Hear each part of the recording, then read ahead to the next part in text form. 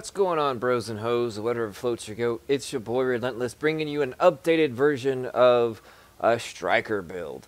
And before we get into the build, I want to give a shout out to Revolution Gaming. It's a great and awesome gaming community on Facebook, and their link is in the description below. I highly recommend you go check it out for all things Division, where it be Ghost Recon Wildlands, Titanfall 2, Horizon Zero Dawn. It's not just one particular gaming community. It's a gaming community of all games, and there's plenty of people there to help you in any and every way that they can possible. And also, shout out to Control Freak. If you don't know what Control Freak is, they are extensions for your joysticks. They help improve accuracy, and also they increase longevity of your thumbsticks, because we all know running most shooter games or any other games, your joysticks tend to wear out very quickly, so these help out. Their link is also in the description below, and you can use code SHARP for 10% off. But without any further ado, let's jump right into it. As you can see, I'm running 4-piece striker, specialized, and reckless. Now this build can go multiple different ways. You can substitute reckless for savage. You can substitute specialized for savage. Also, you can substitute any one of those for a tenacious mask, because we all know tenacious is a more of an offensive weapon now, because by using a med kit it increases your damage by 10%. But in this case, since it is striker and you are stacking, yes, it would be helpful, but in the long run, your stacks will increase a lot faster before those 10 seconds wear off. So I opted in for the specialized pack for more or less heals and stronger skills, and also the reckless. And this is not a complete glass cannon. It's on the verge of it, but it's not. It is just a highly beast damage dealing PvP, PvE, absolute shredder. Let's jump right into the guns. Also, you can see that I'm using a black market sausage. It's become one of my favorite shotguns, just because of the rate of fire, and also now that the stagger that the shotguns have, it is highly recommended for a striker build or any damage dealing build. And if you don't like the black market sausage, you can also go down to the military 870. As you can see, my base damage on it is 198, and it doesn't really have any mods on it. Black market sausage, it has brutal, responsive, and competent. You can swap out competent for adept to get that increased crit hit chance, if you would so choose to do so. And I believe could be stacked twice, so you could pop one skill after the other, and in turn get double the increase in crit hit chance. But on the magazine, I have reload speed or rate of fire. In my optics, and I highly recommend this on optics and your underbarrel, is the optimal range, crit hit chance, crit hit damage. And the underbarrel, 47.5% optimal range, stability, and crit hit damage. So just with the optimal range alone, I'm getting 72% optimal range. So the optimal range on this bad boy is equivalent to an SMG. You can look at my previous videos, such as Return of the Teabagger. It is also on my channel. Please go check it out. Dude was literally, I don't know, 15, 20 meters away, and I downed him, within 3 shots. He didn't have a chance to even turn around. So this gun is highly deadly, and I highly recommend putting that optimal range on it. And then with the competent on there, it just makes it even more deadly, especially if you're using booster shot on top of that. So you get the extra damage from booster shot, and then you get the extra 10% damage from competent. That makes it very deadly. Now also, I'm using the lightweight M4. As you can see, 23.1k base damage, and it has brutal, responsive, and fierce. You can do any number of combinations. Unforgiving is also a great talent. I'd rather have probably unforgiving, responsive, brutal, or if you're not good on landing headshots, then deadly, responsive, and unforgiving, maybe in that order.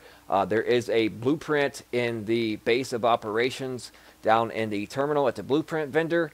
I myself have crafted probably around 15, and I haven't got really any success whatsoever when it comes to rolling, and this was the best one that I had.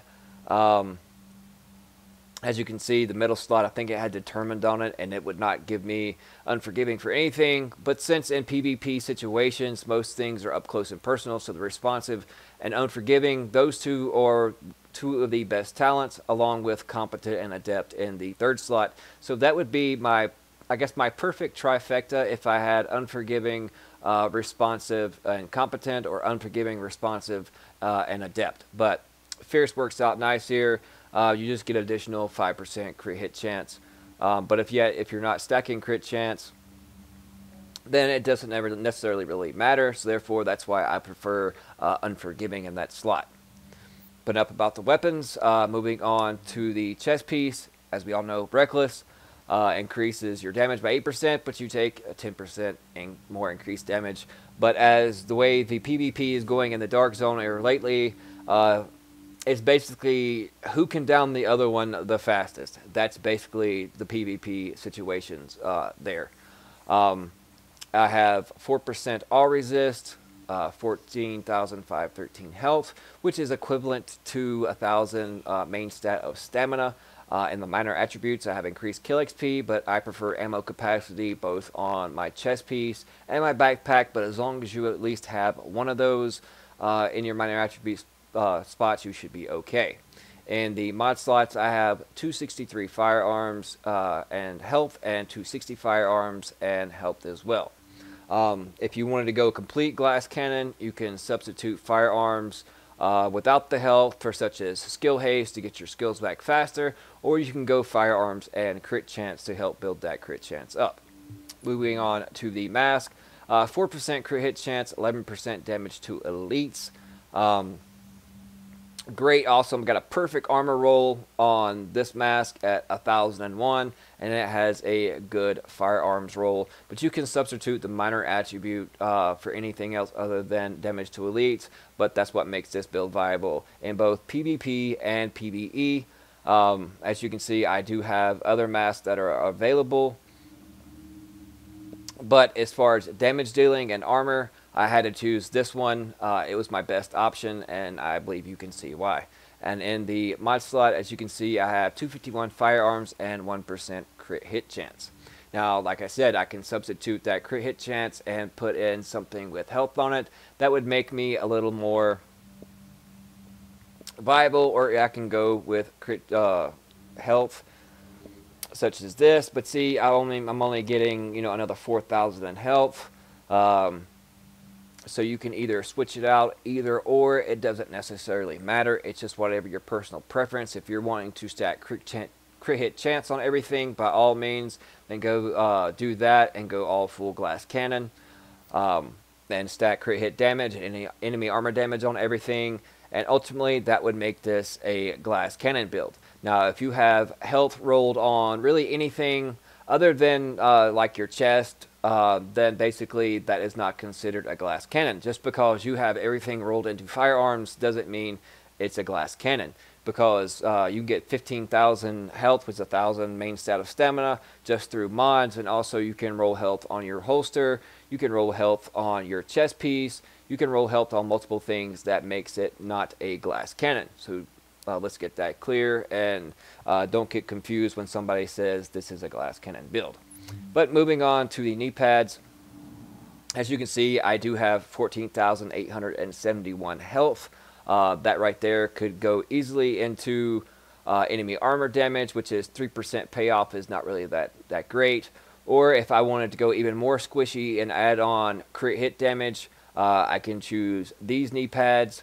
So the skies are the limit. It just depends on your personal preference. preference, and such as if I want to go more on the PvE side, then I would choose these knee pads because it does have the crit hit damage to it, and also it has an additional 14% damage to elites. So that's why, as you can see, I have a lot of striker gear, depending on the situation and depending on what I feel like running.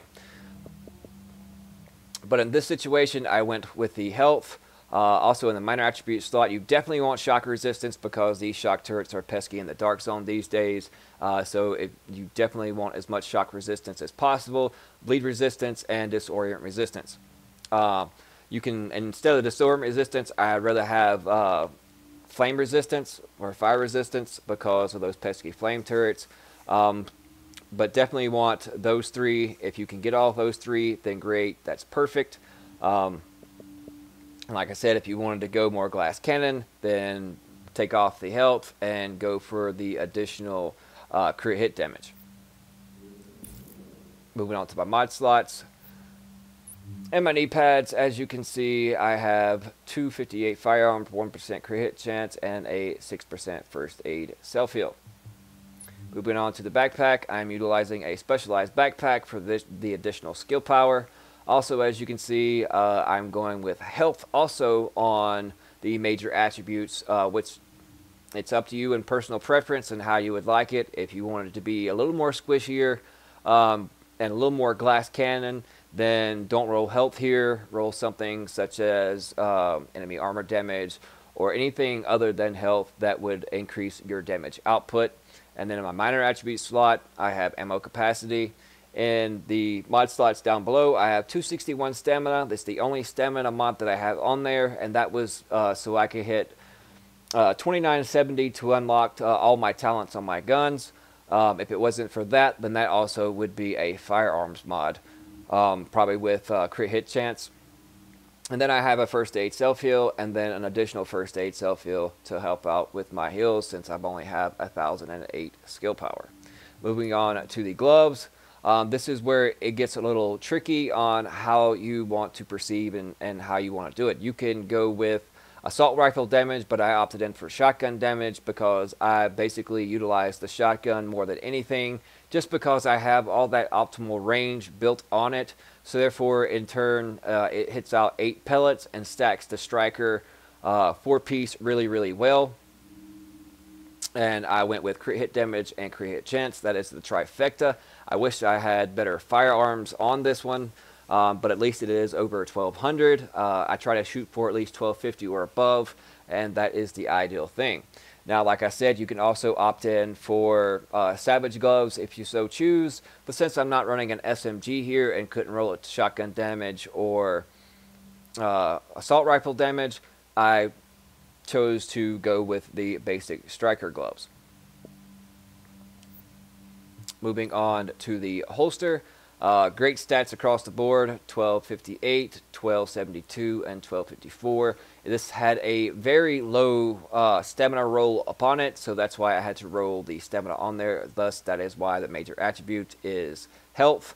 I much prefer either reload speed, just due to the fact of I am utilizing a shotgun, even though it's a clip.